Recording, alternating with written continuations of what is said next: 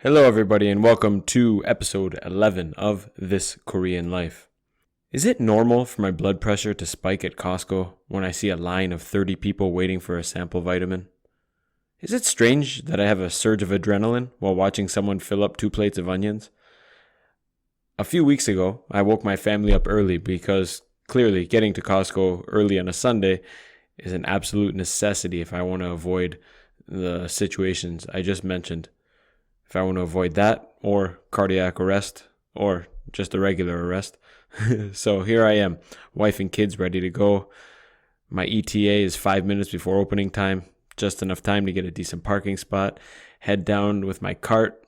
But as I make the left into the Costco parking lot, there it is, the sign that ruins so many Sunday mornings. It's the 4th Sunday of the month. We are closed. Immediately, I think, why didn't I check Ulsan online? You know, if you check Ulsan online, you can find everything you need to know about living in Ulsan. Nice segue there, wasn't it? With a Facebook group of over 9,000 members, Ulsan Online is one of the largest expat communities in the area. Their website has been going strong for over 10 years now. It is your source for information on everything from travel to when Costco is open.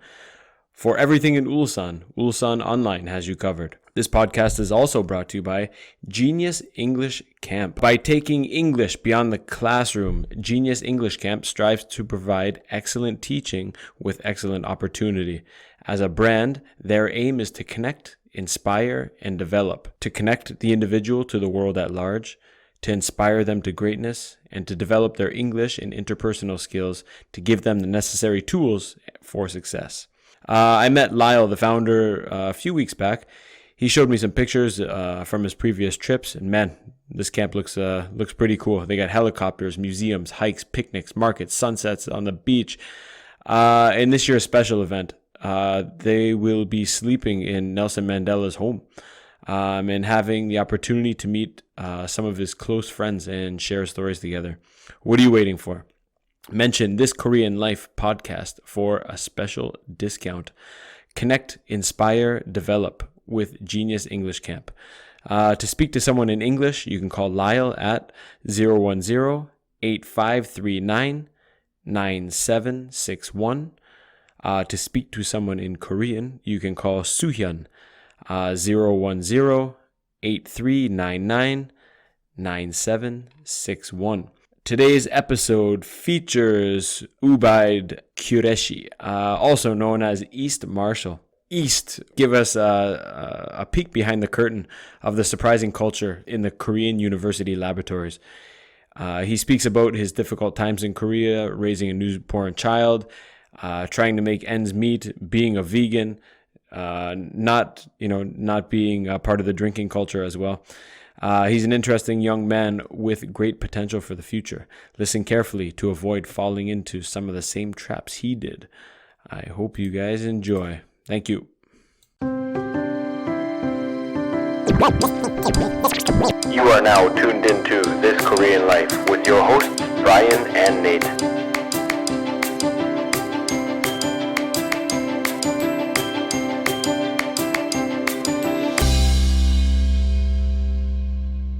And here we go. Welcome today, Ubaidullah Qureshi, to the podcast. How you doing, man? I'm pretty good. What about you, man? Good. I want to jump right into it here and ask you how your studies are going in Ulsan Daehakgyo. So far, so good. My first semester was really pretty good with the great professors, and since my wife is also studying with me in the same lab, it was quite good. My wife was pregnant then, but after her pregnancy, when the baby came in this world, on the second semester, it was really a bumpy ride for us. And it was like hell, going through hell, because we couldn't afford to go into the lab and give our time to do our studies. So, and one day the professor called us and said, I want to have a serious meeting with you guys. And at that day we came to know that he's really pissed off by not for us by not coming into the lab. So he asked us, if you guys need to leave, you can take off. Was he was aware that you had a child, right? Yeah, he was aware of There was that. there was no sympathy for new parents? I think it was for my wife only. For that, I have been enjoying the same good time, free time. But after the 3 months, 3 months is a quite good time to, back on the track. Yeah. Yeah, but unfortunately, I was very lenient about that. Yeah. And all the things like went off horrible. So yeah. So after 3 months, the professor had called you in and wanted kind of give you a sit Actually, down. he wanted sit down us and to talk. find another advisor. He wanted us to find another advisor, but we negotiated with him and asked him to keep us just for one more semester or Yeah. 2 semesters and give us the master's degree. And Instead of the doctorate that you That's right. originally signed up for. That's right. How old are you and your wife? You guys are quite young, aren't you? Yeah, I'm 26. My wife is 23. 23. Oh, okay. And you had originally signed up for a master's doctorate combined program, right? That's right. Yep. And how long was that, or what are you studying? How did you get here? All right. So I was working in Pakistan in one of the prestigious ammonia refinery. Yeah, they not a refinery, but they used to make fertilizer. Right. So my wife was working in Nestle, and she was on the GHG emissions part. That's technical thing. That's just leave it over here. And so she was curious to do a master's degree or the PhD. Just wanted to add doctor name. But on her name, what can I say? Yeah, As a doctor to the end of her name. Yeah, that's right. So she was curious and she started applying on the scholarships available globally, and she landed on 2 of them. One was in Turkey and the second was in Ulsan. Yeah, and there was one more. It was in like Tegu, I think, but that professor was paying us really, very low. Like the official document stated that he will pay us $400, but on the email he said, "I'll pay you $200." So I was very angry, and I composed an email for him that it's very low and I cannot make it to you. So How can anyone live on $200 a month? Is that $200 supposed to pay for your apartment and food and everything? Yeah, They don't provide housing for you? Yeah, they expect that our parents will give us some money every month. But But hold on, that was in Daegu? that was in Tegu, but we didn't accept that. How many years is the combined program? 5 years. It depends upon you. So there's some It doesn't increase incrementally, where the first couple years is considered your master's and you would get 200 or 300? In some cases, it gets increased by 10%. Because I did my master's and nobody paid me anything. Wow. I paid lots. Wow, yeah. So the thing is, it gets increased semester by semester, like 10%, or they give you 5,000, 50,000. Yeah, 50,000 Korean won increment each semester. Oh, okay. Right? And when you're passing off, so a PhD student originally starts from 600,000. That's almost like 600 USD if we make like 100,000 as equals to $100, right? Yeah. So, and when they're passing out after 5 years, they're on 1.1 or 1.2 million. Yeah. So originally we should be paid 1.2 million from the beginning. Because Combined you get 600 each. 600 each, yeah. But they keep some money to themselves and they say that it's for the lab funding. And that's So you didn't take the Daegu job because the money wasn't enough? You took the Ulsan... We couldn't afford that because my wife was pregnant and I was thinking, I had many thoughts just like another father. So of course, I couldn't afford to, even though we had saved some money from Pakistan to bring to Korea, but, it would have been end up soon. It goes quick, right?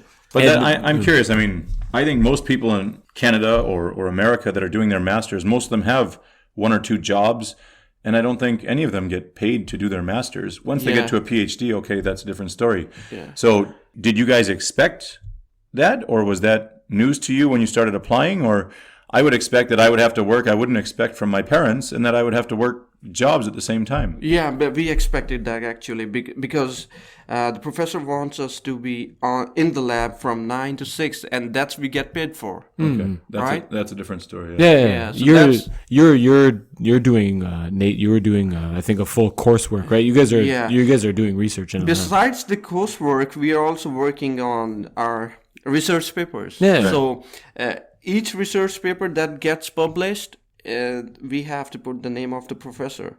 So, and there's a little sensitive information I would like to share over here is that if you publish a research paper above than 4 impact factor, you get paid from the Korean government. Yeah. And all the money goes to the professor. That's insane. Yeah, so they get paid like 4 million, and they can get paid like 10 million if you have published a research paper in an impact factor for, let's say, 10 or 11 or 12. What would be an example of an impact factor of 10 Impact or factor 12? is like how much it's worthy for the scientific field. What type of journal it's in? Yeah, it depends. If they're upon only in the journal. domestic journals, they're Yeah. rated Okay. as such. If they're in international journals, they're Okay. That's right. That's right. So if you're solving some big epidemic or some crisis, we're then doing you're getting some serious shit in our lab. We did just scratching our minds all the time, and Does it knowing that the research money will all go to the professor, does that decrease your motivation to that's study? right. And is there a resentment that builds up towards him knowing that all of your work does your name at all go on the paper? yeah, it should go on as a co-author, right? It goes on the co-author. co-author. That's right. But there's no financial incentive, right? No, not So- at all. Some of the professors really give the financial incentive.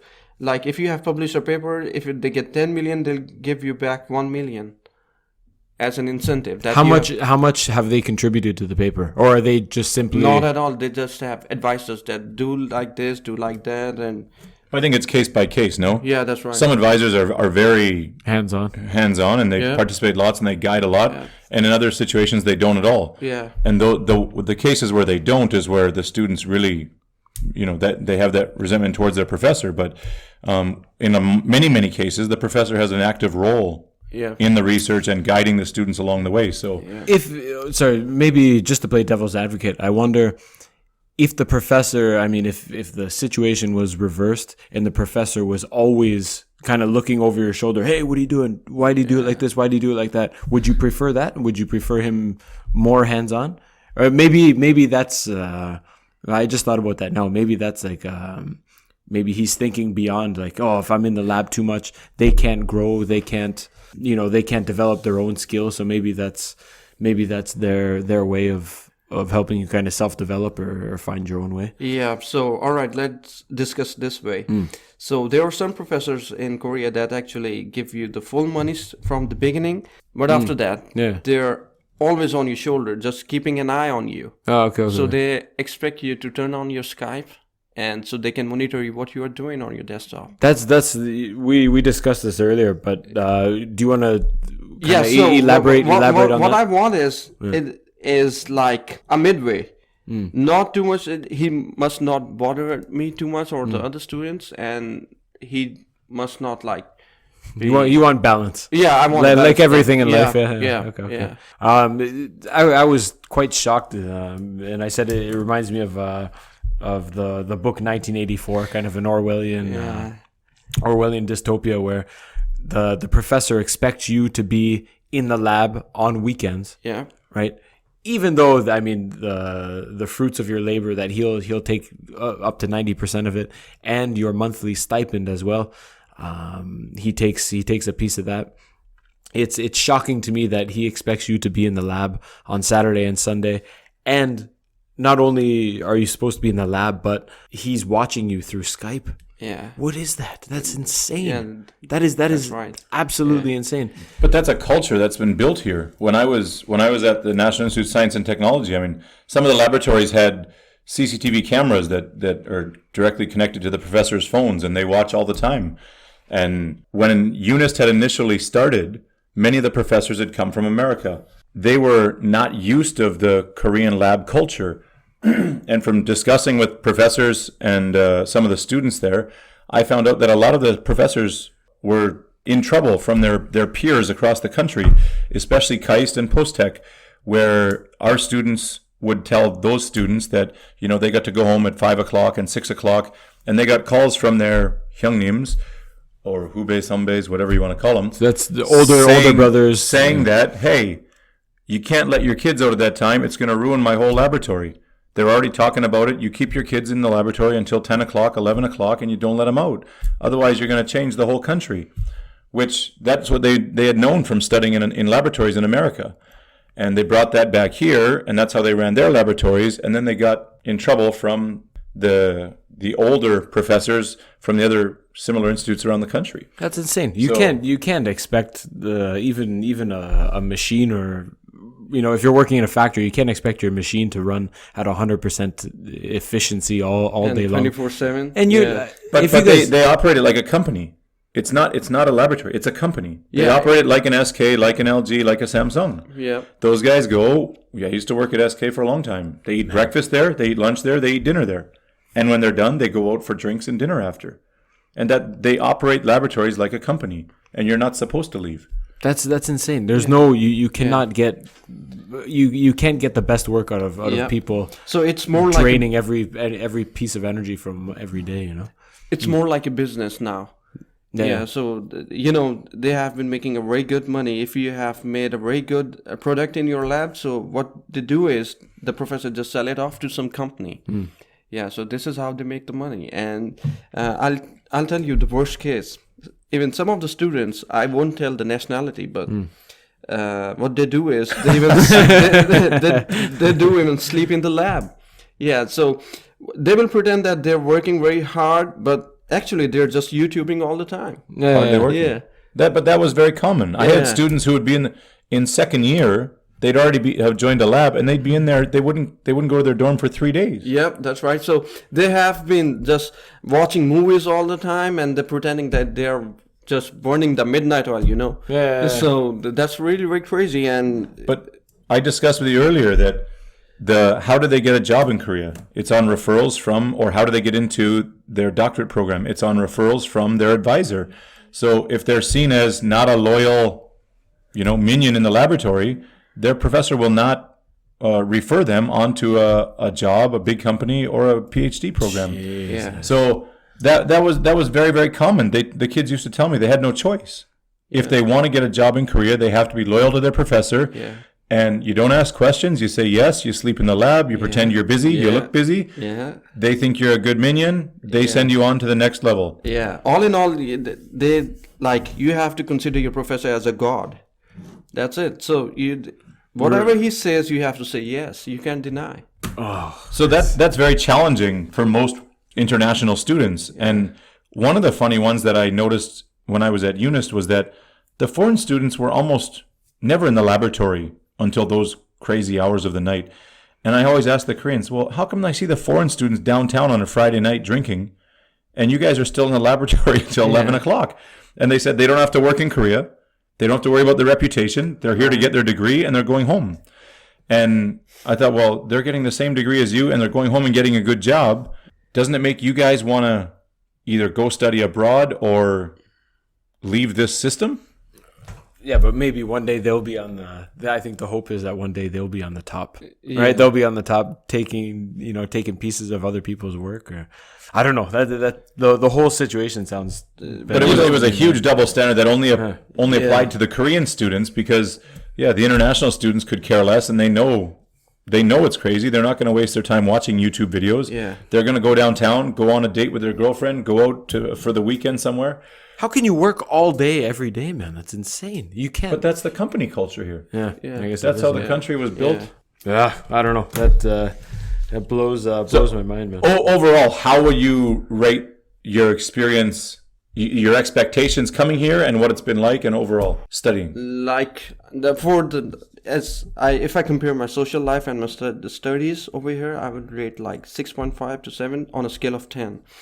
Why? Because my professor has been really good for me, because he can relate his life to mine. Because he went to the USA and his daughter was born over there. So he always called me and said that I can realize what you have been going through, but the other students don't. But tell your wife to get back in here. Yeah. So he says that I do realize what you are going through, but the other students don't. They are always coming to me, and they are complaining about this, that they're not in the lab, they have a baby. Sometimes I take my daughter to the lab, so they get disturbed. And if she makes some noise and she's just playing around, they get disturbed through it, and they are complaining that to the professor.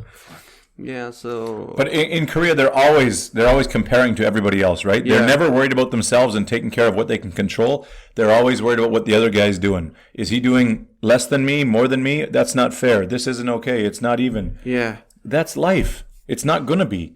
Do you get the job done? Yes or no? Yep. That's what's important, right? Yeah, Do you get your that's work very done? important. And it might take you 5 hours. It might take me 2, and it might take him half an hour. Yep. But we get the job done. And if you're effective or efficient, well, that's good. If you're not, then that's too bad. But there's a reason why Korean has the lowest efficiency rate in the workplace in the world. Yeah. And it's this Makes sense. this culture of hanging around until the boss leaves, then you can leave. If the boss only takes, at SK, they have 2 weeks vacation. Yeah. But if the boss only takes 4 days, you can only take 4 days. Yeah. That's right. It's all over the Korea, as Brian said earlier. But on the surface, they have 2 weeks. Oh, it's a normal job. Yeah. It's a good, but it's not. If your boss doesn't take any vacation, there's a good chance you don't get to either. Yep. Now, this is changing, and it's changing quickly, which is good to see. But it's still very, very traditional in that way. Okay, let's talk about later about the drinking culture.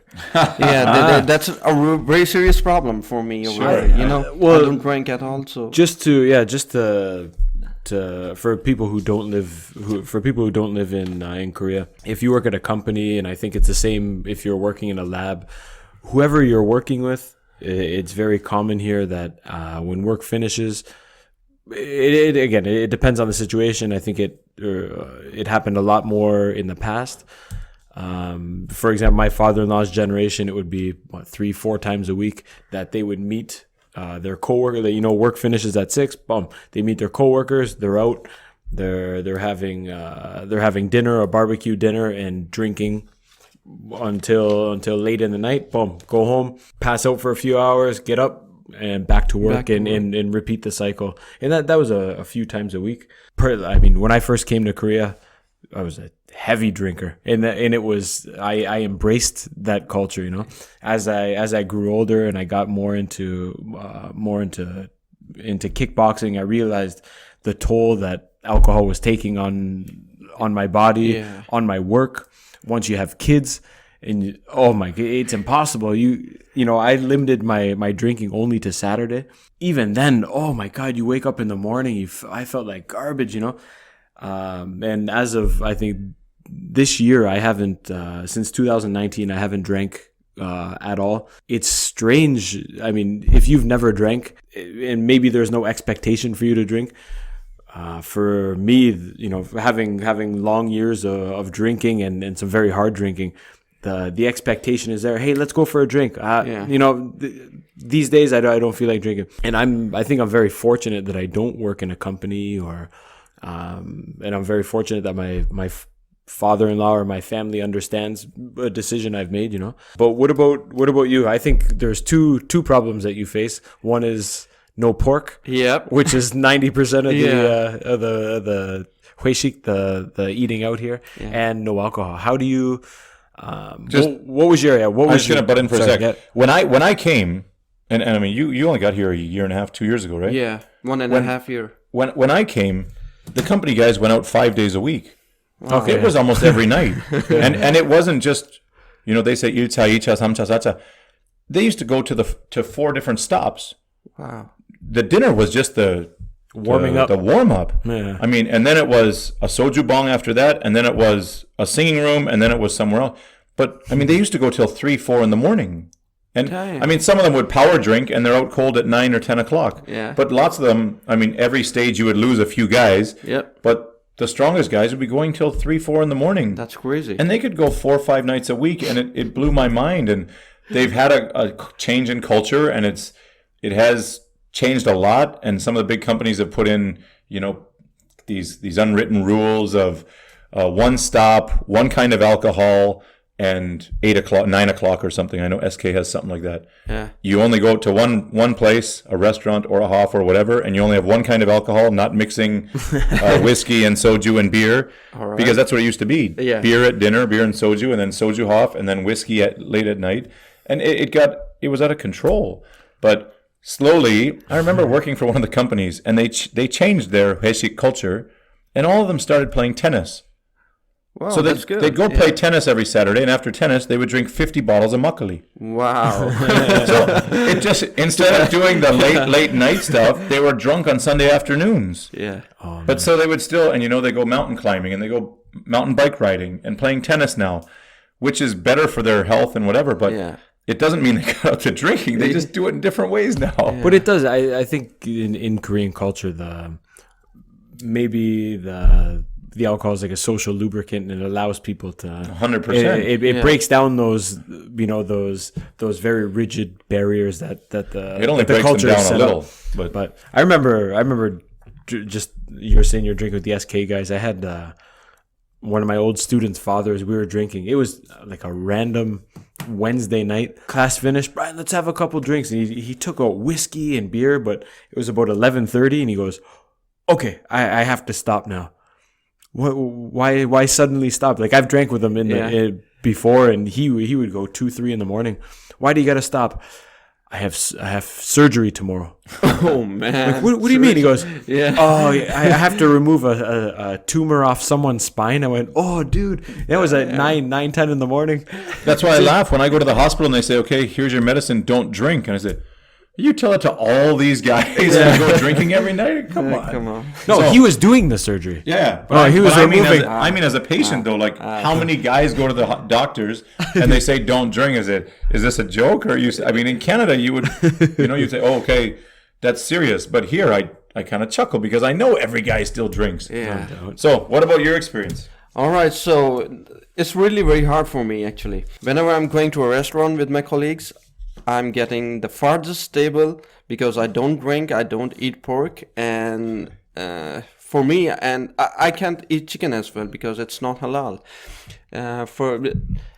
Because I'm Muslim and there's some conditions for me for the meat to be slaughtered, so that's why I can't eat any meat unless it's halal, right? So halal is a term I can refer that Proper killing. Yeah, just the proper killing or the proper slaughtering in which all the blood of the animal comes out of the body. Yeah. You just cut the throat and leave the animal for some seconds or a few minutes in which all of his blood comes out of its body by the natural pumping of the heart. All right, so this is, you can just say halal and you call the name of Allah and then this is what you say, it's halal. So when I was in Korea for the first few times, I just ate chicken.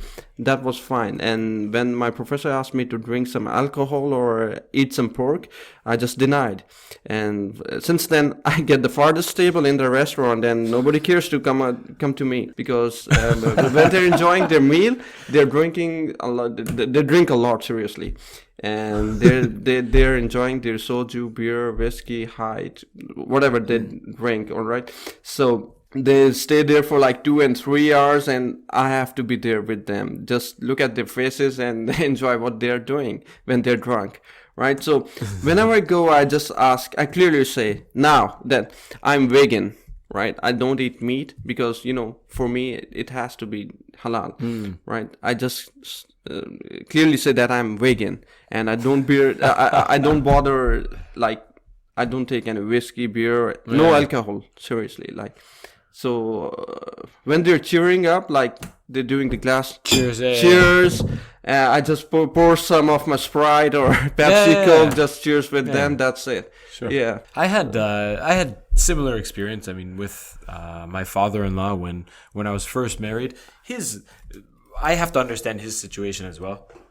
My wife has told me he's always wanted to, when she got married, to have a good relationship with like his daughter's husband's father, which is impossible. My dad lives in Canada, and if not, then have a close drinking relationship with his son-in-law. But if we'd go for dinner on Sunday night and it would be, hey, let's drink some whiskey. I said, you know what? I wake up very early in the morning. I got to go for a run. I have to do my exercise. It's a very rigid schedule. Yep. Unless you're getting up at 5:30 to come run 10K with me, I'm not drinking. And at first, he was very shocked first that I think that even I can say no to him, because I think in Korea usually the son-in-law is very kind of submissive to the father-in-law. But it's it's not an easy. We were out eating eel for our birthday 2-3 weeks ago, and my father-in-law brought a water bottle full of it looks like apple juice or something. Right. And I say, what? Like usually that's some kind of insam or what's insam in English? Ginseng. Ginseng, some kind of ginseng power or juice or whatever, or alcohol. And he told me that this was freshly made, extremely rare alcohol, and it was probably like $20 a shot. It's the stuff that's killing everyone in the Dominican right now. And I just said, it's whatever it was, like a Monday night or something, and he said, just have a glass, happy birthday and stuff. But then I can't drive, and there's not even a purpose to have this, and it probably tastes god awful. So I didn't even want to try, because if I try it, then I have to finish it, and then he's going to give me another one. Yeah.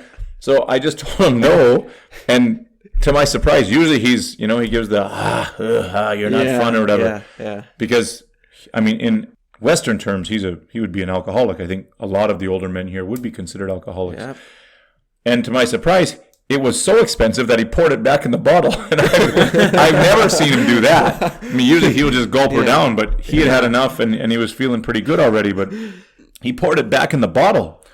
Honey, get my funnel. I'll tell you a funny one. When we went to Canada maybe 5 years ago, and we came back, and it was Dad's 60th birthday, which is a huge birthday in Korea. The 1-year-old birthday, and 60 because it's five rotations of the Chinese calendar. 5 cycles, yeah. 5 cycles. And so it was 60th, and that's a huge birthday. And he's got 4 brothers, I think, and a sister. And everybody came, and there was probably 40 or 50 people at dinner. So we had brought a special bottle of whiskey from Canada, and it was about $250. Damn. And we sat down, everybody ate dinner, and they pounded their sojus and everything. And it was time for presents, and he got all kinds of different presents. And we had given him this nice bottle of whiskey. And he says, okay, let's have a drink. And I said, no, this isn't just for one shots. And like, you drink this with some ice and enjoy it. Next to the fireplace while you're contemplating life. And so he opens it up, and he pours like 10 shots for all the guys, or 15 shots for all the guys. And I thought, you don't understand. This isn't 14% soju. This is 60% whiskey. Wow. Yeah. And then so he pours it, and okay, gombe, cheers. Everybody slugs him back. Okay, next round. I was like, no. That's not what this kind of alcohol's for. I'll buy you soju for $1 if you want to do that. But that's not how they see it. And it's such a part of their, I don't know if we can say it's a part of their fetish. It's a very big part of their culture. And and I don't think it's only here. My father used to do work in the Ukraine, and I remember him telling us that they would slam a bottle of vodka on the table for breakfast at a meeting. And that's the social lubricant. How are you going to negotiate? How are you going to get stuff done? Yeah. Where's business done at home these days? Yeah. On the golf course. Oh, okay. On the golf course with a couple beers. It's changed, man. It's not all boardroom action anymore. There's a lot of settings where, I think Japan and China are very similar. One thing I thought of while you were saying he wanted to open it right there and do it. I watched a TED Talk about the one guy who survived. Have you ever seen the movie Sully? No. Sully would the plane took off, I think, from New York. Yeah. And something went wrong, and he just cleared the bridge and ended up crashing in the Hudson. Crashing the Hudson River. And the guy said I really thought I was gonna die that day, blah blah blah. So my life has changed now. And one thing he said, one of his new life mottos is he doesn't save good bottles of wine. He said, if the time is right, I'm not saving this bottle of wine for my daughter's wedding. I'm not saving it for for this anniversary. boom, I'm having a good time. Open the wine, let's do it. And I think that's kind of. I agree. And I've seen a couple of those ones online. They say, why save this special suit only for a wedding? Yeah. Just wear it every day. Wear it every day. When it wears out, get another one instead of keeping it in the closet for 6 years and wearing it twice. Yeah. But what I learned from that is just next time buy the $30 bottle because he doesn't know the difference. Yeah. And he's going to get the same effect. I thought we could sit around on a few like times when I'm out there and enjoy a slow, casual drink sometimes, but it's not how it operates. So next time I just get the $30 bottle and he'll be just as appreciative. No doubt. So what? Now you sit on the end of the table. Yeah. Is it mandatory that you go to? Like, do you have to go to these dinners? Or are they optional? Sometimes I deny, but since it's for all the lab members, they just mingle in and socialize together. So I think it's important for me. Otherwise, I feel left out. How many people in your lab? They're like 13 to 14 guys. Yeah. And that's what they're made to do, right? They're Yeah. made to build that team chemistry. Yeah. And when you do these membership trainings and these things are to build team chemistry and to make you like a family. Yeah. And you're committed. I mean, a lot of guys I know are more committed to their companies than their families. Yeah. And they used to tell me, Nate, That's not good at all. I can live my life without a wife, but I can't live without a job. And that's why my company is more important than my family. Yeah. And that was how they always explained it. I think it's good to be passionate about your work, but I don't know. Maybe But it's not passionate. Like you said, it's YouTube videos and hanging out. Yeah. And That's it. just as a segue, you say they're watching YouTube videos, but your Facebook time must be logging records in Ulsan. Yeah. You got the most posts per minute in all the foreigners in Ulsan here. post per minute. Hold on, he's also Yeah, he's also holding down 2 profiles. East Marshall. So I wonder what you're busy doing. All right. So for the first question, I have been very addicted to Facebook. I was logged in on the Facebook 24/7 and checking each notification, each message, looking up for some substitute jobs. So I was really very addicted, and this has costed me a lot of time, of my personal time, my family time, and the effective time that I should have been spent in my laboratory working and researching around for some novel materials. What if the professor had paid you your living wage? Maybe he it was wouldn't. angry. I didn't tell him that. Actually, he's not in my Facebook profile, so he don't know that I'm online 24/7. But now I have deactivated one of my profile because I seriously started. I need to start to work for my career and academics. So I deactivated one of my profile and just keeping the messenger active on my cell phone, and the other profile. My other profile is Marshall. It's like only on my desktop, not on my cell phone. Yeah. So and its messenger is still on, and as far as it's concerned with my second name, East Marshall. Actually, it's very interesting and funny story. Back in August 2018, I applied for a substitute job actually in Ulsan, and the lady was Australian. She was looking for a substitute in one of the private hag ones. Right, so I just messaged her that can I take this opportunity, and she was quite resistant. She said, "Okay, where did you get your education from?" And Not Pakistan. Yeah. So and she was curious to know what's my nationality, my visa status, and stuff like that. She never asked for a picture? No, actually, she saw my profile Usually it's picture. mandatory. Yeah, she saw my profile picture, so that makes sense. Right, so she didn't respond to me, and I didn't bother to ask her because of some moral values, I didn't budge her. So one day, it was like 2 or 3 weeks passed from this our conversation.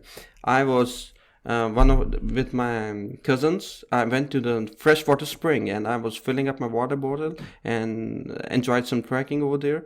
So that lady came by and asked me, "Are you up to for like?" Okay, screw it.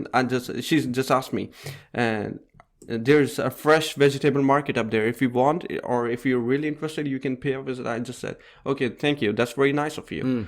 Right, so she just listened my accent over there, and she was surprised that I have a quite good accent. I don't say it's very quite good, but I say it's neutral accent. It's some of American words, some Australian, some Canadian words, So I say it's mixed up or mashed up or a neutral accent.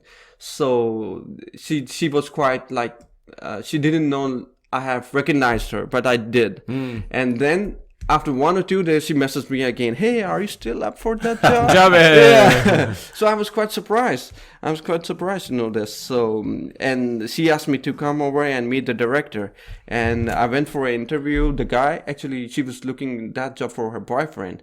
And I went over there. Her boyfriend interviewed me and asked me, all right, so where did you get your education from, your visa status, etc., etc.?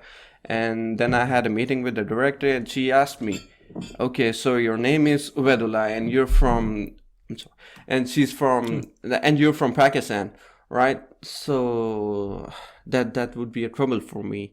So can you come up with a new name? I'm Mike Smith from America. Yeah, so that was like a surprise for me. Like, I was astonished. So I couldn't think of any other word. I just said East. She said, "Oh, that's great." I live in East. Yeah, East. It's a great name. I said, "Okay." And the Marshall, the second name, it's come from my nickname that I used to play with the online games. You know, when I was in bachelor's, I used to play a lot of online games and used to visit the PC cafe, and I used to keep my name as Marshall. And I used to play first-person shooting games. That's why it has some link with, the meaning of marshal. It's like the highest rank in the military. Oh yeah, right. Okay, yeah. So that's why I used to keep it as my nickname. Okay. Yeah. So I just combined these two. East Marshal. That's beautiful. Yeah. It's worked. It's worked wonders for you. Yeah. Well, that's not that uncommon. Even I still do a little bit of work at the kindergarten there where my daughter goes to school. And there's always a rotating door of university students coming through. And I used to teach them at the university, and now lots of them have graduated. And I know their names from their countries, some from Africa, some from other countries in Asia, Central Asia. And I know their long, proper names. And they come there and they say, my name's, the teachers say, hey, do you know John, teacher?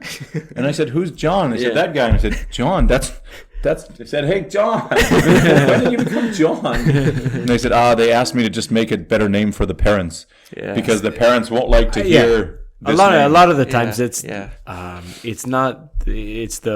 fear of the parents. For some reason, they think like, for 2 days, well, if there's a Pakistani man that substitute teaches for the regular American or the accepted accents over here, maybe my child's English language is going to be pushed right off the rails, which is crazy to think about. Or they'll say I want a discount because it's not the thing I'm paying for. Yeah. The funny thing is, I think sometimes some of the other teachers are better than the ones who are there. Absolutely. But the parents have no idea. They just go by the name, the nationality, and that's it. Yeah. Funny thing, I had to find for the same kindergarten, I had to find a replacement teacher before, and when the girl applied, it was an Indian name, and I had to ask, like, I'm sorry to ask, but what's your visa? Where are you from? I know the director, they're not going to be happy with this, And to my astonishment, I was born and raised in Canada, and really, really close to where I'm from. And I was like, oh no, I jumped. Even me, I jumped to the conclusion. Yeah, we've been here so long. It's and we have to. We find teachers for different schools all the time to fill in, and it's just standard protocol. It wasn't. I don't think it was racism on my part, but I did. Again, you do have those. You feel bad, but those people also understand that this is the Korean mentality. This is how they are. Yep. But that's why I love that the Ghanaian students, they broke down some serious barriers here, man, and now they still get turned down a lot, but they do get a lot of jobs that they would never get 4 or 5 years ago here. And I think that's great that all you guys can come and show them that you guys can do just as good, because I know a lot. The Ghanaians, they grow up in English schools. The Indians, most of them are in English schools. The Filipinos, they speak English all the time. And for me, a lot of them are easier to understand than the Irish or the Scottish and some of the South Africans. So to me, it doesn't make a difference. I mean, can you do the job or not? That's the main. Well, the main listen, if you're substituting for 3 or 4 days or a week or a month, how much impact are you really having on the But that's not the point. The point is the parents say, I'm paying for package A and you're giving me package A minus. That's not what I pay. They don't know the level or the quality of the teacher. And hey, let's be honest, for a long time, the pretty white Western girl or boy is all they wanted. And now it's starting to slowly diversify, and they're being more accepting. They're traveling more. They're getting more diverse. Yeah, but I must add here that the skin color really matters. oh, big time. Yeah, if I have brown skin, so they are always looking for someone that have white skin. So I'll share one story that I went to Private Hagman for. I think Nate's darker. Mine browner than yours. Nate's darker than you, man. Alright, so she recognized me that I told her that I'm East Marshall and I'm from Australia, right? I just I make up stuff, right? Tell her Chuck Norris is a young kid, man. You got that bulletproof beard on you. Yeah, And that's what you do, right? Because they don't actually know. Yep. They're not going to get a resume when you're going for 2 days. Yeah. They don't really care. They just have to tell somebody. When a parent asks, they say, yeah, he's from Australia. Yeah. And they know that our cultures or our countries are diverse and multicultural, so nobody's going to ask. Yeah. So she asked me that, you don't look like Australian. I said, seriously? Okay, so she said, you look like Indian. I said, Say you look like Japanese. Yeah, right. So she asked me, you look like Indian. I said, yeah, I look like Indian. So I'm from Pakistan and India. That was one region before, right? So you can call me Indian. And she asked me for my ARC. I was quite surprised and resistant to share my ARC with her because of my visa status. You know, it's D2, and when I gave her my ARC, she was like, "Okay, you're D2. I think it's fine." I said, "Okay," because we've never heard of that. Yeah. So she didn't know that I was a student, and I asked her, "Okay, seriously, so you're going to report me to the immigration office now?" She was like, "No, don't worry about that. I'm just keeping it for my safe record. That's it." And so I spent my 4 days in that private Hagman. And she was really happy to have me over Absolutely, there. yeah. But in the old days, they could do that, and then they could say, "Oh, we're only paying you for 2 days." Yeah. And if you want a problem, then we are going to go to immigration. Our next our next guest that's coming in later today had that exact problem. They use it to stiff arm you. Yeah, absolutely. And they can control you however they want as soon as you give that up. Before it used to be your passport. Yeah. I mean, even when we had come, they ask for your passport and your degree. Yeah. And they keep it until you fulfill your contract. Dang. Now, I can understand that because some guys pull some midnight runners and leave them hanging, and then they lose business. But How about you just create a good work environment? I think that's what they're missing here. You create a nice work environment, people don't want to run away. Well, that's all the stories in China right now is that don't go there to teach because it's a huge percentage of teachers that are getting hooped over there. Yep. On dodgy directors trying to make an extra buck and cutting you loose early and so I can get both sides. I understand both sides. Do your due diligence, do your research, and you know if you do get hooped, learn from it. Make sure it doesn't happen again. Yeah, that's right. So I think you're doing more work than I am now. No. How do you have time when you're in the laboratory all day? Okay, so I have to manage. My wife, she was working with me. She was working with in the lab previously, but now she's just taking her coursework, no research. Okay. Right. So she's managing everything, and I give all of my credit to her. She's managing the baby, her studies, and the home. All right, so I'm just enjoying my time in the lab and doing my research work. That's it. This is how I manage. Yeah. So and any free time you have is only teaching on the or? weekends. Yeah, I on my free time, or I have to manage my lab time. So I manage my lab time and do some of the substitute jobs available in Ulsan. Like you can say like once in a month or twice in a month. Like that's it. When your professor goes to Seoul? No, actually I just you can say I don't have words for that. That's funny. I know an old professor at Ulsan. I have to break him up that I'm going to somewhere. Okay, I have this emergency and I have this thing. So just I have to break him up. A few years ago there was holidays that it landed on a Thursday. Friday would be sandwich day. Yeah. And then Saturday, Sunday off, and it was kind of an unwritten rule that professors shouldn't travel outside of the country. So this professor didn't tell the head of his department that he's leaving, and he was on it was early in the morning. He was catching a bus to Kime Airport to fly to Japan. Okay. He's at the bus stop. He looks over. The head of his department there. He goes, "Oh shit! Yeah. Oh my god! What am I gonna do?" And he looked. He said they kind of give each other the nod. Yeah. Airport bus pulls up. They look at each other. They both get on. He said it was the most awkward ride. They went there. They end up taking the same plane to Japan, man. The same plane to Japan, and didn't after when they came back, never spoke a word. Never spoke a word about it. That's funny. A real double standard, isn't it? We've talked a little bit about it, or you touched on it a little bit about it. I'm curious if you can give us more of a idea of what it's like being Muslim in Korea. When I was at UNIST, of the 250 or 300 international kids, probably over 200 of them were Muslim kids. Yeah. And I used to just really love that the Koreans are getting exposed to different cultures, different people, because what they see on TV, what they see on the news is not anything like the Central Asian Muslim students who come. They're very outgoing, some of them drink, some of them don't, some of them pray, some of them don't. Just like the different variations of Christians and commitments to the faith. Not the CNN Muslim. Yeah. So I'm curious if you could give us a little perspective on that, and what is it like doing Ramadan here as opposed to in Pakistan, and what is the Pakistani community like here? Is there a lot of support? Tell us a little bit about being Muslim and Pakistani in Korea. All right, so the greatest thing in Korea is that you have religious freedom. So it really makes an impact for us. And we can freely just practice our religion. Okay, and as far it's concerned with Ramadan, we had a good time for like the Ramadan just had passed for like a month ago.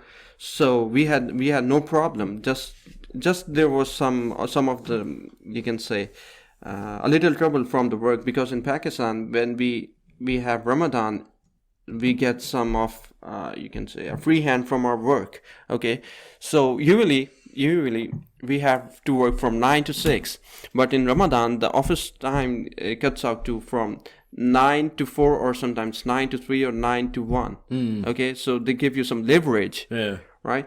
But in Korea, so there's no such thing, and they don't they don't want us to work like this. It's very fast-paced working environment, and a lot of stress you have from your professor and your work environment. So they just want you. They don't care about it, that you have Ramadan or stuff like that. So how do you deal with it? I just push myself to the maximum limits. That's it. And then after a few days, I had very, very serious health problem. I visited the hospital in emergency at 11 at night, and I had some few of the IVs in me, and then I had diarrhea. I had a high fever that wasn't going off, right? So it lasted for 1 week. So that's how I pushed myself to the maximum limits. That's it. No, Ramadan, you can't eat while the sun's up. Yeah, so that was 1 month ago, and so maybe not so bad. I learned something new this time, because I have a big group of Muslim students out at the college, and it's different in each country, and it depends on the imam or the leader of the that's Muslim right. So group of the country. they're Korea's is very different. It wasn't sun up and sun down, right? No, it's the same. Actually, it's the same, almost the same, because it depends upon the two. What can I say? Actually, it's the two. I'll say it in Arabic. It's we have to pray 5 times a day. You understand that? Yeah. Okay. Salat? Yeah, salat. That's right. Salat. Yeah, that's that. Grade 9 religion. Yeah, salat. So we have 5 salat a day. Okay, from Fajr, Zohar, Asr, Maghrib, Isha. Yeah. Okay, so we have to fast from Fajr till Maghrib. Okay, and Fajr starts before the sunrise. Yeah. And Maghrib after sunset? Yeah, okay. After sunset. So this is the time span in which we have to fast. Okay. Right? So it usually depends upon the sun or the timing of the salah. No, okay. Okay, so that's it. Now, I mean, I just came back from Canada last Friday. It's supposed to be Thursday, but whatever. The came back last Friday, and I was thinking the sun rises, man. In the summertime, the sun's up at 5. I was up at 5:30. Sun was up, and it doesn't get dark until 9:30. Yeah, 9:30 at night. Korea is a little more. The days or the amount of sunlight is a little shorter. How long were you fasting during the day? What I'm trying to say in a roundabout way. I didn't Was count it that. It 12, was like 14 12 hours? or 13 or 14 hours. 12, 13, yeah. 14 hours. The problem is that you're fasting when everyone else is eating. Yep. It's when everyone else is having breakfast and lunch. Everyone else is having breakfast and lunch, and you got to sit there and watch, or go somewhere so you don't watch, so you don't think of it. Yeah. The Uzbekistan students, and I asked him, and he said he would eat at, because when I was in part of North or Sub-Saharan Africa there, and they were sun up and sundown, and at sundown there'd be a huge, I forget what it's called, the break the fast meal. But they would all get up at like five in the morning and eat lots before the sun came up. But he told me in Korea he had to eat at like 3:37 in the morning. Yeah, that's right. Because But the sun comes up at like 5:15. So I didn't understand why he had to wake up so in the middle of the night to eat when he could have woke up at 4:45 and yeah. So as I said earlier, it's dependent upon the salat, not on exactly on the sun, right? Right. So, and you can't eat loads of food, at one time. So you have to manage and split it up. Yeah. Like from Maghrib till Fajr. Okay, Yeah. so you have to eat little by little and drink water little by little. So that's how it works. If you eat a lot of stuff in one go, you might puke. Yeah. So this is how it works. And if you don't eat any, you end up in the emergency room with IVs. Yeah, just like me, right? So that's brutal. Yeah. Is there a group or brotherhood or something that you can join a Pakistani community and break the fast every night? Or no? I know the kids at the universities, at UNIST and at the college, they would get together and they would have their nightly meal together and enjoy, some friendship and a big good meal together. Yeah, luckily we have one near our university. It's There's a mosque, right? Yeah, we call it Ulsan Muslim Association or Ulsan Muslim Center. We can't call it mosque, and we can't make azan as it's done in one of the Muslim countries, right? You call 5 times a day, okay, and you make a public, you can say a public announcement, stuff like that, right? So, anyways, let's come back to the point. We have such facility, and all of the Muslims from the Ulsan University and even from the Ulsan, they come at the fasting and when we break the fast, and they join us on the feast, right? So it happens at Maghrib time, after Maghrib prayer. We eat some dates and then have some water and enjoy our dinner. That's it. Yeah. Ah, cool. Yeah. Very nice. How big is that community in Ulsan? For as I know, for Ulsan University, there are like 110 students. Ulsan University. in Ulsan University, all the Muslim students, 110, and there are some other students and other Muslims living around Ulsan. It makes up like more than 500. No way. Yeah. Cool.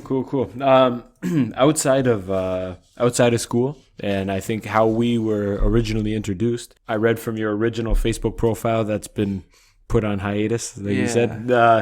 You were looking to get involved in the community and help out, and that's, I think, the first time we met. I can't remember if Nate was there, but we we met at a coffee shop about 2 years ago now. Yeah. Why don't you tell us about back in your home country? I believe you were involved in some community service or giving back to your community. Yeah, you want so to shed some light on that? before marriage, I was very social. After marriage, it has totally changed. Your wife put the handcuffs on you. Yeah, But actually you make it sound like you're 40. You're only 25. Yeah, Holy man. Okay, that's what I'm sure- thinking, but I'm a lot I'll older share than you. one quite funny story. Okay, it was my first semester and my first class in one of with one of the K professors. Okay, and he was asking, okay, where you from? What's your name? Stuff like that. And he asked me, okay, you must be 45. Yeah, like 45? Yeah, 45 years old. I was like, seriously, man? I'm just only 25 at that time. Okay, so he said, In okay, Korea, they guess your age based on your facial hair. yeah, so So they think Brian's 15. yeah. I'm 30 and you're 70. Yeah. So that's why I said, no way, man. So I'm just 25. And this is all because I have a beard on my face. Yeah. So, and what was the original question? I forgot. Your community involvement back in Pakistan. Yeah, because so- that's when you came here, you hit the ground running. You were looking to get involved and seeing how you can help. Yeah, so as I stated that I was really involved in a lot of NGOs working in Lahore, Pakistan, and some of the international organizations over there. So I was vice president communications in ISEC in Lahore, Do you know about ISEC? American some society of The Student Association? yeah, the American Student Association. It was affiliated with one of the prestigious university in Lahore. It's like I think I got my first Isaac card in grade 3. Wow, I'm jealous now. Because it used to give you discounts at the movies and the mall, and you used to be able to show that What's an Isaac card? international student something yeah, card. yeah. That you could show it and get discounts. They even offer you some summer exchange program for free. Yeah. Really? Yeah. It's probably evolved a ton now, but when I was there, it was just like kind of having a cool ID card that you could show because you didn't really have anything other than your high school. Yeah. So with that, and do you know about Rotary Club? Rotary. Rotary. Actually, Rotary is for the person that are older than I think 22 or 23 years old. So before that, when I was younger, I joined a Rotary Club. It's for youth ranging between 17 to 20 or 21 or 22. I can't remember right now what's the real age group. Age group for that. But I was involved in that, and I was the secretary to the president. And I have done loads of stuff, and there was some green engineering societies and like Pakistan Sustainability Network. They were just involved in making the Pakistan more green and educate about the people why it's worthy to maintain your country. You know, because a lot of global warming going on in Indo-Pak. So that's why, you know, stuff like that. I just saw on the news yesterday that they were deeming the northern parts of India, or the certain part, or the central part close to Delhi anyways, unlivable. It's so hot. And that in 10 years, people might not be able to live there. Yep. And I mean, they're just speculating, but that's the temperatures are getting so extreme that, and India was just featured the last couple of days. I saw a couple articles on it. So what's your, just get back to the community service. What was your initial motivation to get involved in community and want to help? I think a lot of people are very complacent, like to spend time to have fun or leisure time. Why did you spend your time to help others or develop your community? Yeah, there were just two motives behind this one. So the first one is I wanted to socialize, right? And because we all are social animals and we can't live without socializing. So that was my first main motive. And the second one is that the community has given me a lot. What I am now is because of my community. So that's why I wanted to return back to my community. That's it. I'm always working, like I'm always finding to do some work, and for the good of the community. If there's one good fish in the pool, maybe the other fishes get inspired and they get on the same track. So that's my motivation. Is that a common mentality in Pakistan? No, not very common. They don't bother really. Well, you know, regardless, I mean, you're doing something good. Ideally, that sparks two more people. They can see you and look up to you and go from there. Yeah. What I would say, you're almost a role model in your community for young Pakistani kids. Who do they look up to? Who do they idolize?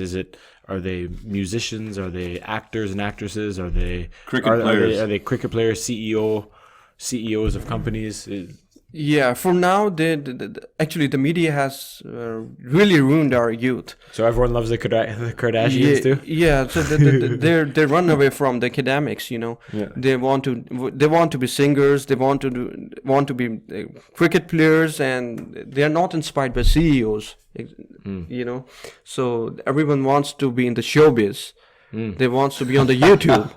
So even they think that's the easy way, right? Yeah, they think it just happens. Yeah, so many of the Pakistani the youth, what they're going on the side is they just make a YouTube channel and just make some videos, doing some pranks, and even on their parents, okay, even on their teachers.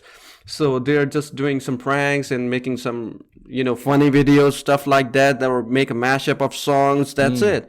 So they're not really very into getting into the academics. Some of the students which are really worried about the career, they do care about the academics. Yeah. So, but I must mention over here that we have a lot of potential youth in our country, and a really very good scientists, because we are the only Muslim country that we have atomic bomb. So our scientists, yeah. So he really worked very hard to make one. We have a very potential youth, but unfortunately, the media has detract all of the youth. I think it's happening same all over the world. Absolutely. So a couple things going forward. One, I'm curious about all this social media and how it plays into the caste system, and if it has any effect on, or how strong the caste system still is in Pakistan, and can you become famous from being, Slumdog Millionaire? Can you be that poor boy who gets internet access and becomes a YouTube superhero? And I believe the per capita GDP is what, under $2,000? No, below that. Yeah, below 2,000. About 1,500 maybe. Yeah. So what are these? A year? No, not a year. A month. Yeah, a month. The even below, I think. when I read it, it was per year, because there's almost 300 million people, isn't there? Yeah.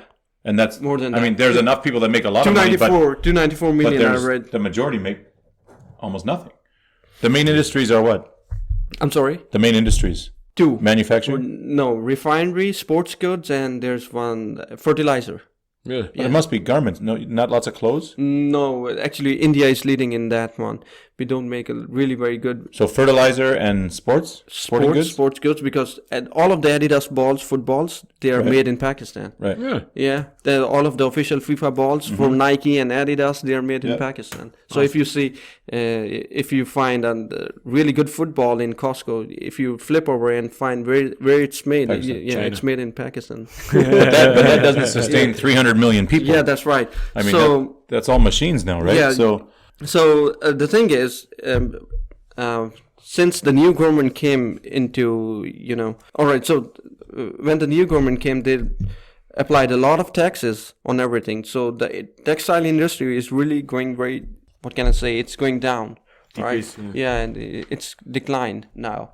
So the main industry now is fertilizer, you can say, petroleum refinery, and some sports goods, and even some dried nuts, like cashew nuts, and we have almonds. Oh, okay. Yeah, stuff like that. Cool. And how about, sorry, back to I know I did a couple of things at once there, but the caste system, is it still a thing? Still prevails. Is it prominent? Is it? Yeah, it still prevails in How Pakistan. much does it play into daily life? Or all right, so there are a few things to discuss over here. The first thing, if like my family name is Qureshi, and if I go to a company, it has some repute. So, and the CEO over there is from the same family. He will give a preference to me, right? And based on your name? Yeah, no, not on my name, but just the family name. Okay. Yeah, just the family name. And Marshall. Yeah. All right. So, and for the marriages, only there are some caste system that only marriage their son or daughter, like just hook up their son or daughter within the same caste. Like we have, I don't want to name over here, but we have some caste that only wants their son or daughter to be in the same caste or to be married in the same caste. Right. Okay. Yeah. Okay. Yeah. They want to stay in the same. Yeah. I mean, we have that unofficially, the upper class, middle class, lower class. It's not a caste system, and people do go up and down, but there definitely are people who, I mean, the Hollywood stars, for example, they don't go and marry, someone in a lower class. Yeah. They marry someone in Hollywood. Yeah. So we have that kind of unofficially, I guess. But so does YouTube and all this social media, how does it play a role in the caste system? Does it give lots of chances to the lower castes to, become rich and famous? Or No, I think not, because I have studied in a private school, so my studying language was in English, but all of the students over there, they are accessed only to Urdu, our basic language, our official language. Native language. Yeah, our native language. So they don't even know how they can use a laptop or a mobile phone. So that's why I think it's not pretty easy for them to use or utilize YouTube or social media. Even though they have some accounts on the YouTube or social media, but they're just messing around. Without decent content. Hard to work their way out. So I just checked because I wanted to confirm.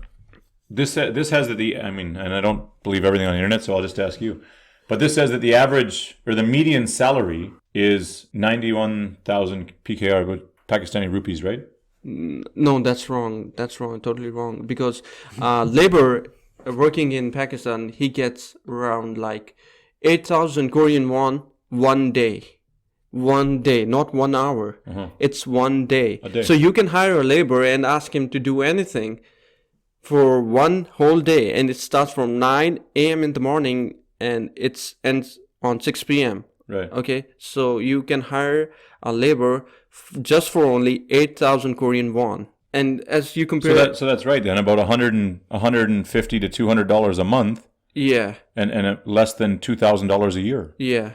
So As a per capita GDP, I mean that's peanuts. yeah, that's right. When you can get together, you guys can get, or whatever, if you got your $600 a month just to study, I mean that's pretty good. Yeah, but if I compare it with my job in Pakistan, I was Right. earning like $700 A month, Yeah, a month. That's Right. a professional job. I'm not talking about the labor. right? Okay, if But you have so $600 to study is a pretty good stipend if you're getting your that's right, education that's too, right? Yeah, if we compared both of these, so for nothing, like you can say I'm getting paid for $600.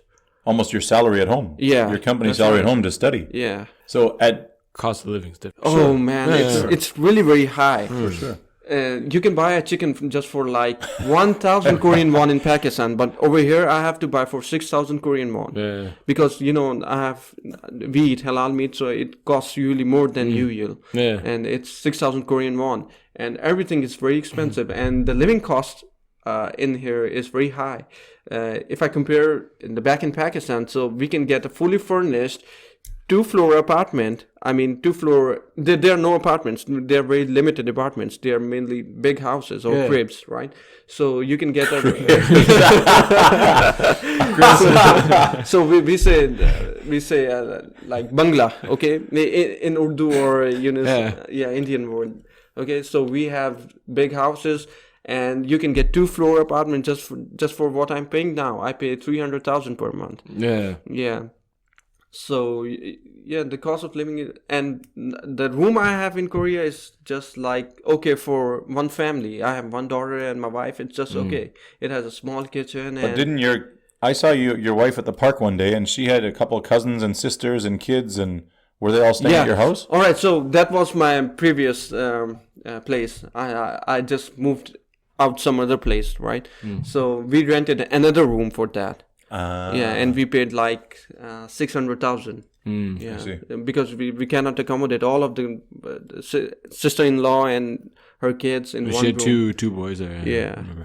So once you graduate, going home, what are you looking forward to? What are you trying to get into, or and your wife as well? Or are you guys looking to go abroad or to do your PhD still? Or knowing the kind of salaries available that in these other countries, would it be tempting to stay or to go abroad again? Or We have a couple of plans in our mind, but we didn't finalize it yet. But a few of them are like, I can still get my job back in Pakistan because my boss asked me, you can come over and join me anytime you want. And my wife also, she worked for Nestle, and her manager said that you can come in and join anytime you want, right? And she had a word through email a few days back, and he said, okay, if you want to join, just send me your CV and I'll make a way for you.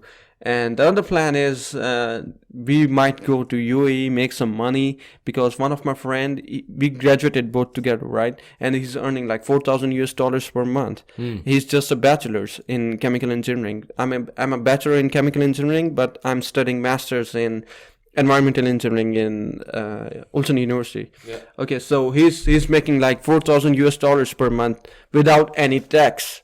Right, that this is very important. All of the money he gets in his pocket, no tax at all.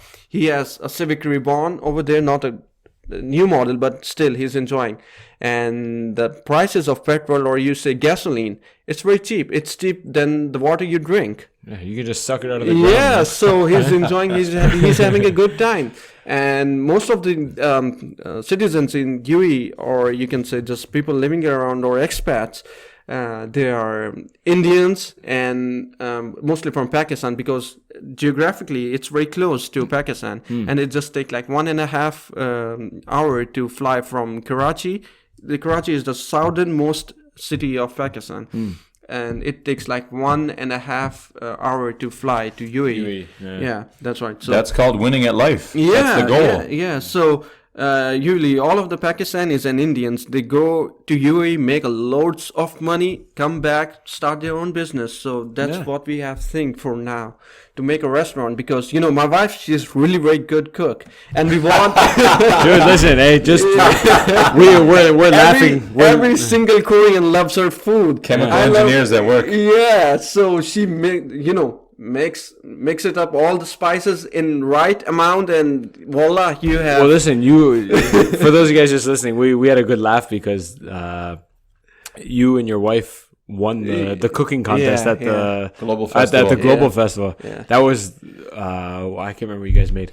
We made Butter chicken curry. Butter curry chicken, and butter chicken curry, duck, Yeah. rice cake, butter chicken curry. Yeah. Oh, good lord, that was delicious. Eh? Yeah, and so because we Indians and Pakistanis eat a lot of spices, so we had to reduce the amount of spices we added in our curry. Yeah. We have to make it more like what we can Bland. say. Yeah, Yeah. So Watered down. it doesn't taste good to us, but for Koreans it worked out. Yeah. Like a charm. I'm curious. You say we Indians and Pakistanis. Do you see it as one? Like, I know sometimes we're hesitant. North Americans, we get called American all the time. It just kind of rolls off now. But we're not too fond of it. We're proud to be Canadian, as I'm sure you're proud to be Pakistani. There's been lots of tension over the years. Yeah. And I mean, when cricket's on, I mean, holy man, look out. It's wild. But do you see yourselves as one? And does that bother you at all? If someone calls you Indian, or if they say butter chicken curry, isn't that Indian? And you say, that's kind of Indian Pakistani. We're the same. Yeah. So for me, people are more familiar with India, not Pakistan. So usually they call me Indian, right? Everyone is calling me Indian. And one day I was sitting in my university and enjoying some good music, and a little champ came by and asked me, "You're from America?" I said, "No, I'm from Pakistan." He said, "Is that a country?" I said, "Yeah." So he just popped up his cell phone and just Googled it away and searched, "Where is Pakistan?" So very less people know about Pakistan. So I just just quote about India. Right. So more of the persons or people know about India, but in reality, we don't like each other. We are separated by border. We are not. If somebody said, "Where's Canada?" I'd say, "Do you know America?" Okay, that's where I'm from. That area of the world. Yeah. So that's right. So we are just separated by the border, but we have same traditions, trends, customs, norms. We have the same food. We have almost the same language, but different alphabets. And we have same culture, same marriage culture, everything is similar. Just But you don't have Bollywood. Yeah, we have Lollywood. Yeah, have you ever heard about that? Nope. Lollywood. We only hear about India. No. Yeah, so What's a Lollywood? Lahore? Is that in Lahore? Yeah, no, I have no clear idea about it. Is it in Lahore or not? But lollipops. Yeah, but we know, we are making quite good movies now. But previously it was very funny. Just you can say, I don't have any comparison for that. There's just like Jackie Chan movies, all of the funny stuff going on. Previously we are making that movies, but now we are really, you can say, competing up with Bollywood. Starting to compete. Nice. Cool. Yeah. Just another geographical question. You guys are on the border with Afghanistan and Iran. Yeah. I mean, there's a lot of misconceptions. I was up in Lahore when I was in India. I spent 6 months in India, and I had crossed the border at Amritsar.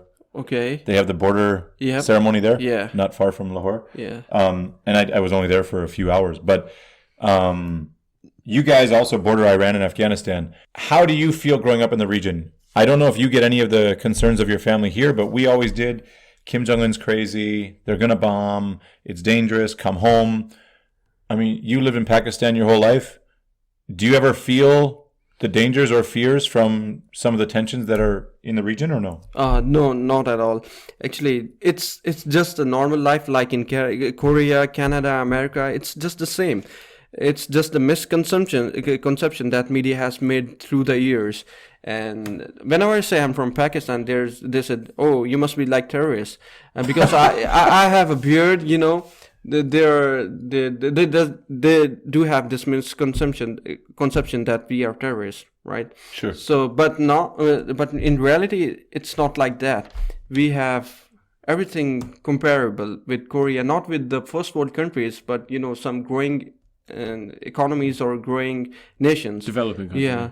So it's quite good to live there. And if you can see on YouTube, some great vloggers and bloggers, they have made a lot of videos on Pakistan. So I hope you can go through that and have a very good idea about tourism in Pakistan and this misconception what the people have, like we are all terrorists. I have lots of friends who have traveled through the region and had a amazing time, and they absolutely love it.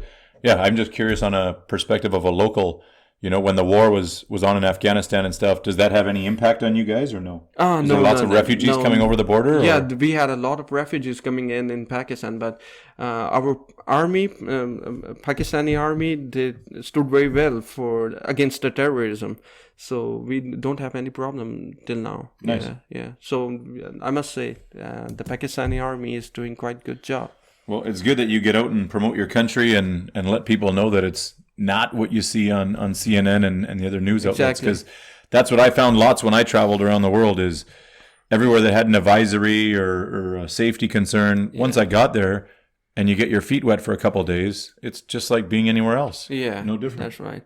So even though if you're willing to travel in some of the areas that are near Afghanistan and Iran, there's some trouble over there. But if you ask the army or ask the police to support you or give you an escort, okay, so they do support you and they give you a convoy, and some of the army personnel, they do keep a track on you and they follow you and they provide you the basic security and the basic needs you want to travel to. Yeah, that's awesome. This is only for foreigners, not for Pakistan. Yeah, Pakistanis, so this privilege is only for foreigners because they're special to us, and we treat them like our guest. And if you go to any restaurant and if you want to eat, they might offer you some free food and they don't charge you. Even if you go to buy some clothes in Pakistan, they don't ask you for money. You can just buy anything tomorrow. you want. I need new clothes. I'm going to go tomorrow. That's funny. So you treat guests as almost like family. Yeah, as a family. So they always say that. Do we you respect our guests? Do you feel that same feeling when you come to sometimes? Yeah, some Koreans the police follow you if you make illegal left turns. Yeah, they give you an escort. Damn, I had to pay 50,000 for that, and it really hurts me. Well, wait, someone you got. well done. What happened? You made an illegal left turn and someone caught you on camera? Yeah. There was a SUV behind me. I don't know was it a Korean man or woman. He just sent the footage to the police and they just sent me with a ticket of 50,000 Korean won. And I tried to ask for some help, but unfortunately the police said you made an illegal turn. I said, okay. I was going to say, what was your defense? Yeah. I said, okay, I was in emergency. I was unaware of that there was a sign of no left turn. Okay, so you had to go straight. I said I was unaware of that, and I'm just made in a hurry because my daughter was in daycare and we had to pick her up. That's it. Okay, so I discussed this with police and I said, okay, all of the Koreans do that. That's normal for them. But if I made a wrong U-turn, you're asking me for 50,000 Korean won. I said that's not fair. He just came to another story and just move the topic. Stuff like that. That's just called bad luck. Yeah, we've all had it. I've had my car towed parking on the yellow line. every car in Korea parks on the yellow Yeah, line on all the day yellow long. line. Park on the yellow line. But Yeah, that's- I think when they see the foreigners doing that, they're like, oh, okay, let's bring it's him not. down. It's just random one neighborhood or whatever per month or whatever they got to do it, and it's just bad luck. You'll get I'll park on the same yellow line, and Yeah. usually near around Christmas and I think it's April or May. I don't know. Every year I get the same ticket around the same time. So Put a GoPro on and start filming the guys in front of you. You can send them all in for tickets. They did that. They did that for a while, and people were getting kickbacks for like if I caught you making an illegal turn, Yeah. they would send $10 to Brian. Yeah, I'd get $10. Police would get 40. But Wow. people would set up like I don't know. They would engineer some. What do they call them? Corporazzi or something. They have a name for them in Korea. No. But some people were setting up like kind of like a scheme with their friend where the friend would stop short and the man would pump him from the back, and they were making huge. They're making huge money. All right, so there's one more thing I would like to share. I had an accident, a road accident in Korea, and it was like we were going through a highway, not a highway, but it was more like a highway. And the lady in front of me, she was driving an Avante or a Grandeur, I don't remember. Anyways, she made a halt on 80 kilometers per hour. She just slammed on the Yeah, brakes. she just slammed the brakes. And, you know, my car was very old, 19 years old. It was Deo Mantis. Mantis, yeah. Mantis 2 automatic. Right, so it had no ABS. So I just slammed the brakes and it went and damn, and it's into her car. And I was like, oh man, I'm screwed up. So when the insurance companies came, my insurance company and the lady's insurance company, they asked me for my documents and everything, and they asked me, okay, so you're gonna pay for her and you pay for your car by your own self. I said, okay. So I asked them how much I would have to pay for her. Okay. They asked me, you have to pay for her medical expenses, her damages, and everything. And suddenly she had a backache. Yeah. But my car, I know, my car just hit her on like a speed of 10 or 20 kilometers per hour because, dude. yeah, it was not very hard collision, but, you know, very slight. Nothing happened to her car, but my car had some damage on the front bumper. That's it. But she had a backache. We had a friend whose wife, like they were at a red light and she took her foot off of the brake. Yeah. And her car rolled into the front. Okay. Into the car in front. Yeah. And the lady in front got out. Oh my Ah, God. yeah. And within a month, I think it was like $10,000 Yeah, in that's dental pretty. work. Seriously, That's insane. I was The freaked Koreans out. treat their foreign guests very special. free jail clothes. Yeah, so they asked me, you have to pay like 1 million. I said, Take what my insurance car. gonna do? Yeah, I'm broke, man. I have no money. I'm a student. I have my wife and my daughter. I have no money. East at all. Marshall, get to work. Yeah, so you know, I just asked them, and the lady. $30 and a butter curry. Yeah, come on, yeah, seriously. so the lady asked her, like, she just saw our situation, and she said, okay, you don't worry, you don't need to pay me anything. My neck doesn't hurt anymore. Yeah, so Really? Yeah, so but after that, I got a message from my insurance company that we had paid like 1 million for her, all the X-ray and stuff like that. And I paid for my car like 300,000 to get it repaired. Yeah. That's the. They're all experiences. Yeah, I had a very hard time past 6 months, but then we tried to cope it up. You know, it's life. But that's this Korean life. Yeah, we were totally broke. We had some financial constraints. We had some debts on us, but now it's gone. It's Listen, gone. man, Yeah, everyone goes through Yeah, hard times, yeah. and the fact that you didn't quit and throw in the yeah. towel. I and was say, you know about what, to break. You know, I was seriously about to break. I was about to, But run away from everything. And that's not the solution. Though. Yeah. And I'm glad you stuck it out. And in previous episodes we've talked to people who have had, several hardships. They have a bad situation and they build up and it's gonna be good. Boom, back down to zero. Yeah. Build up again. 2 or 3 times. So I think We all go through those stages in life. I mean, it's a roller coaster ride, right? Yeah. sometimes financial, sometimes emotional, or whatever. Probably just lucky it wasn't December or January when it's freezing cold here. Yeah. Yeah. So it was. I remember you looking for long underwear, and it was plus 15, and you were online looking for the best place to buy long underwear. Oh my God, he's really gonna break. He's only been here for a couple of months. He's gonna die. Oh man, it's really very cold for me because I'm from, you can say a tropical country, but it's not tropical. It's really very hot in Pakistan, and we have never seen such temperatures. Only this temperature do encounter only in northern part. Okay. In the mountains, yeah. Yeah, in the mountains. But for us, it was like sitting in the refrigerator, right? Yeah. I felt so cold, even though I have turned on my floor heating and everything, but still. Then I came across some fish oil. I used to take some fish oil, and it keeps my body warm. And I used to eat stuff for keeping myself warm. That's in Canada, fish oil is called whiskey.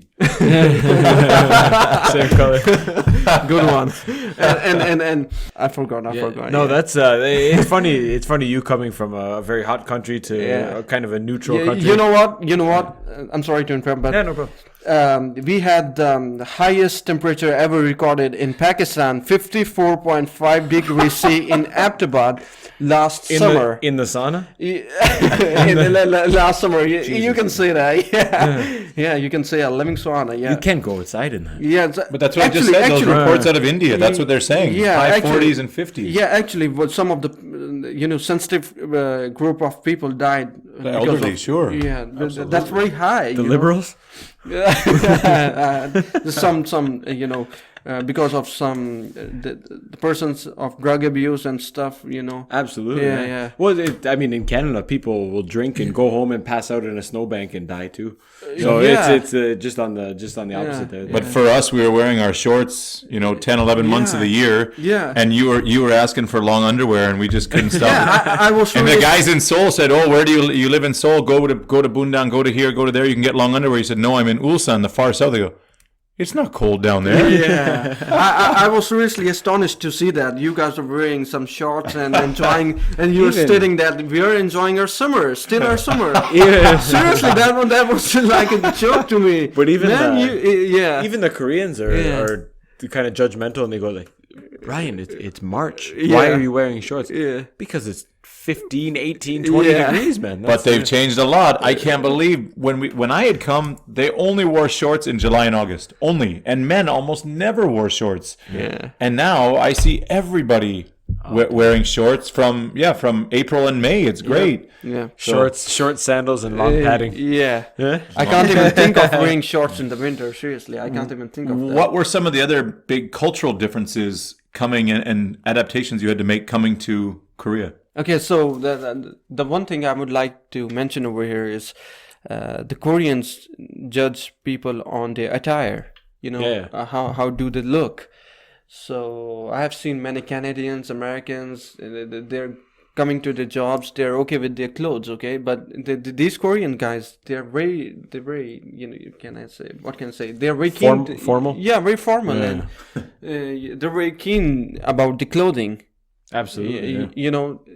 If they're not wearing especially the ladies, if they're not wearing the makeup, they won't go out. They throw up their gas mask. What can I say? The dust mask, the dust mask, and even though it's very fine air quality out there, but it's still air pollution for them. Yeah. That's another crazy one. Yeah. Maybe coming from Lahore to here, you feel an increase. Oh wow, I can breathe freely. Yeah. And again, just coming back from Canada, I fly back in. We've been pretty fortunate. The last week it's been very clear, but man, in Canada, I always tell my family, like, you guys enjoy this. Take a deep breath. Breathe that air, and it's noticeably different, especially even if you go up north. We were in a cottage 5 hours north of my hometown, and it was. You're in the middle of a forest, and there's a nice lake there, and you don't smell the factory down the street. It's really that's quite something. Yeah. So coming from Pakistan, which is very polluted, and we have a lot of smog issues in winter. So when I came to Korea, they said it's very polluted. I said, "Oh man, I feel and breathe very fresh here. It's not polluted for me." But it's all about perspective, isn't it? Yeah. So for the Koreans, it's like very polluted. We are living, we are enjoying our time, no problem. Yeah, Yeah. That's funny. I'm glad you get a good. I never put on a gas mask or what can I say? Dust The dust mask, Yeah. more appropriate term for that.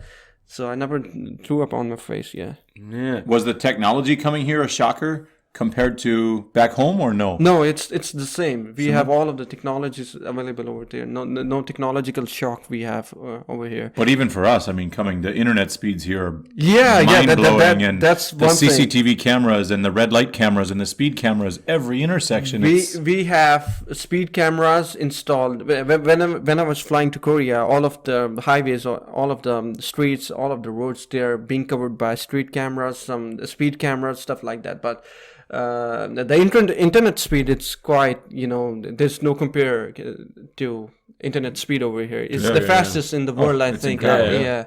So you can download a movie in like few minutes, 5 minutes. On your phone. Yeah, on your phone. And you can live stream anything in high quality. That's really one good thing, I must say. I must mention. Yeah. Again, so you've had some hardships here. You've had good things.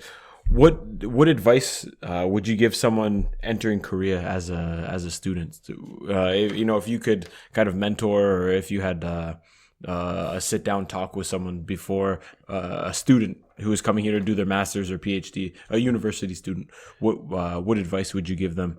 Yeah, so we only take into account only one thing. If your professor is good, you have a very good life.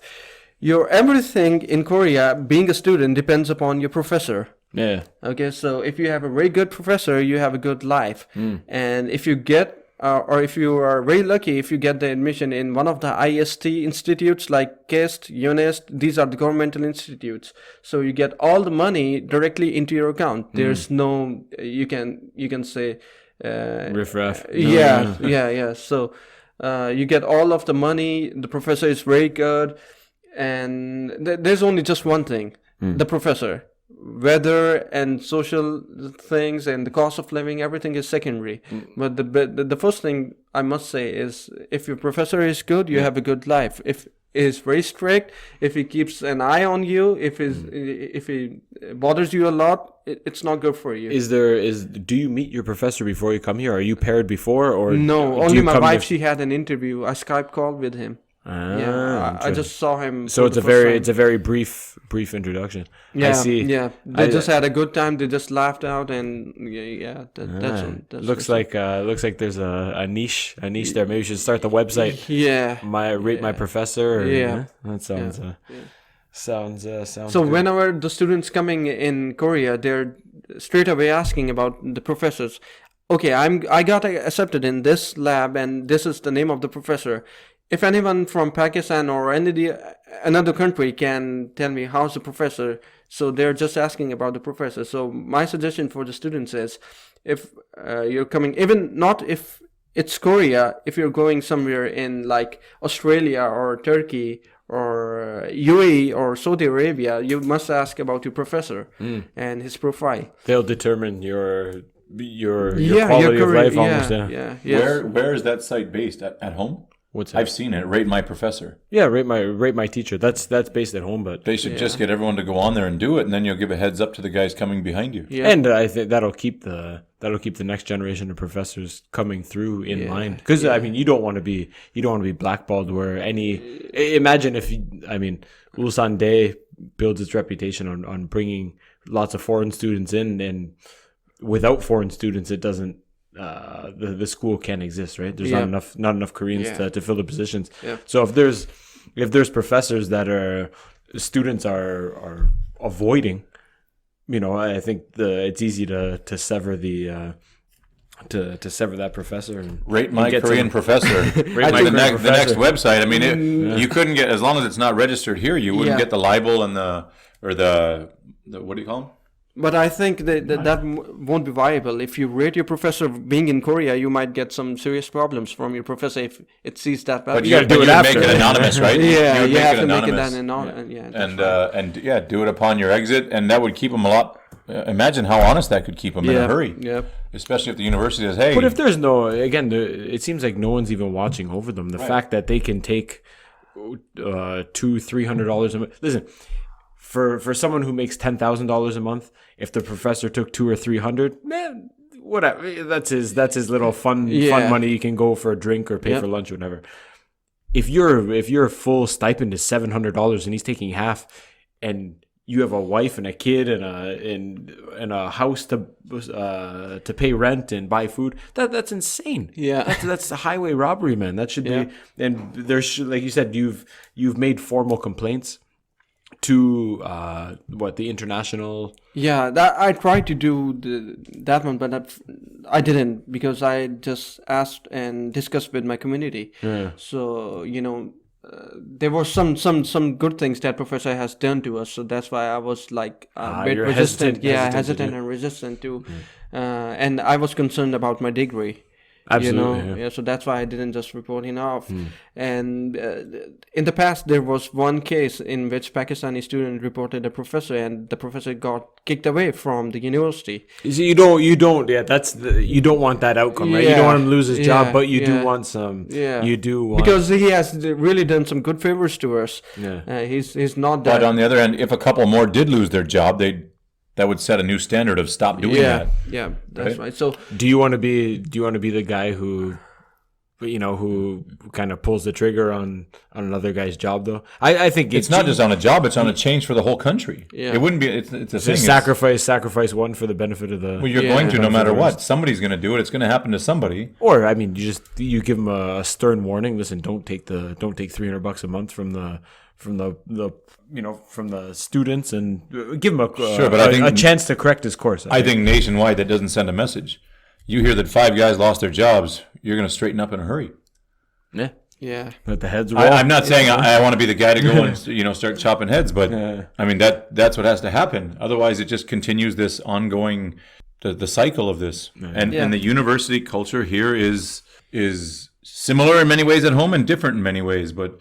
Yeah, the fake publishing and the putting their names on everything that's not theirs. And I mean, there's all kinds of these things. Until someone really drops the hammer, it's not going to change. Yeah, so if they're paying some money to us, like monthly stipend, they expect we must put their names on as a co-author or the first author on the research paper. They should pay you $300 a month to put their names on. Yeah. So they're doing it wrong. Yeah, so it's like we're using their laboratory, we're using their facility, and he's guiding us, he's advising us. So that's why we have to. Yeah, he didn't build it with his own money, which is I find funny about. Yeah, although he's getting from the government or the BK21. BK21 is Brain Korea 21, which is providing all the money to the professor, and then professor gives or distributes to all of the students. Right. That's too much, man. But. Anyways, I think our time here is drawing to a close. You've given us great insight into the what do you call the Korean university education system, how it works. Thank you for that. You've shed some light on Pakistan and being a dad and an active member in the community in Ulsan. Thank you very much for coming. You're welcome. I'm really very pleased to have you both and calling me over for this podcast. I'm really thankful to both of you. Yeah, man. Yeah, we're happy to have you. But anyways, that's it. Nate, anything else you want to add? No, thanks a lot. Good to see you again, and I'm sure we'll see you around soon. Awesome. Have a good day, guys. Bye bye. See ya. Bye.